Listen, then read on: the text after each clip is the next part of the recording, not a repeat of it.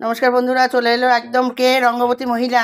আজকের চিকেন পকোড়াটা পুরো একদম ইউনিকভাবে হচ্ছে। কি দিয়েছি? টক দই, ঘরে কাচ্চি টক দই, ঠিক আছে? একদম এর মধ্যে ইট, বালি, সিমেন্ট, সুরকি সমস্ত কিছু আছে।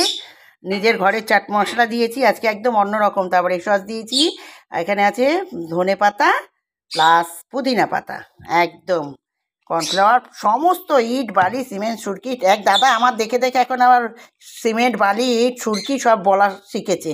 ওফ দাদা, সত্যি নিজেদেরটা নিজেরা বানান না, অনেক কষ্ট করে তবে কথাগুলো বার করতে হয় নিজের মুখে, ঠিক আছে? এখন যেই আমি বলি ইট, বালি, সিমেন্ট, সুরকি, ব্যাস শুরু করে দিল, কড়ার মধ্যে সিমেন্ট পড়ে আছে।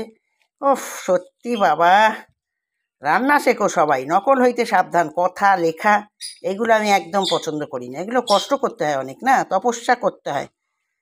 দারুণ হবে খেতে। ডিম দেওয়া হয়েছে, সব দিয়েছি, কিছু আর বলার নেই। ঘড়ি চলছে, বন্ধ করলাম বন্ধুরা।